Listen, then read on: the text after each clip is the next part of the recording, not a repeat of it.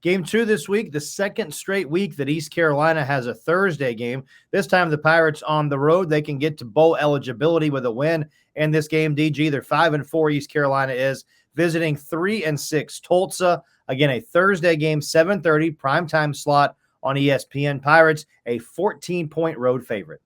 Yeah, the Pirates of the interim head coach, Blake Harrell, put on that offensive fireworks display last Thursday on national TV when they obliterated FAU 49-14. And our Old North State Tailgate and Traveling Sports Circus was actually there to be a part of the festivities. That game was on ESPN2, and this matchup at Tulsa, as you mentioned, Chris, on Thursday night, is on the marquee channel, ESPN, with a great possibility of more very entertaining offense for an entire nation of college football fans to enjoy. After about a year and a half of truly brutal quarterback play, which ultimately got Mike Houston fired in Greenville earlier this season, the Pirates seem to have finally found their stride with Michigan State transfer Katin Hauser at quarterback.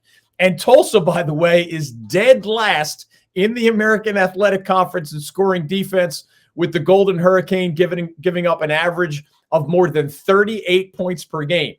If someone wrote a book about Mike Houston's 6-year tenure in Greenville, one of the most important chapters would have to be about the importance of, but also the Pirates' ultimate mismanagement of, the quarterback position.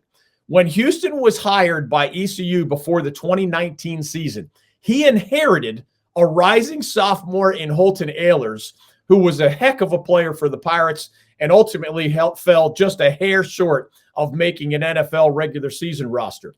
With Holton Ahlers at QB, the Pirates kept improving during those first 4 seasons under Mike Houston, and they even earned those back-to-back bowl invitations in 2021 and 2022. Then the bottom fell out completely. The Pirates had the worst QB play in the entire nation last year, not an exaggeration.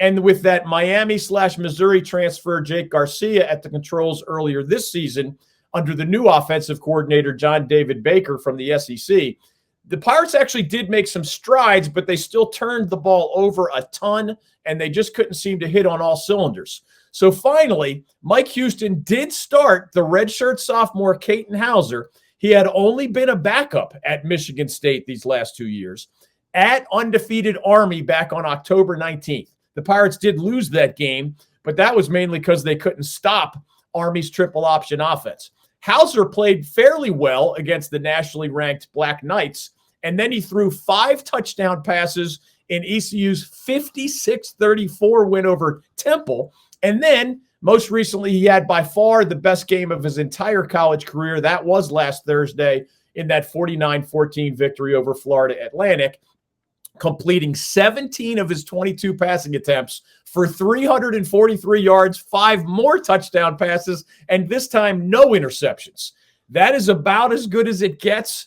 And now Hauser and the Pirates have another great opportunity to strut their stuff against a struggling Tulsa defense that has been giving up huge numbers all season long.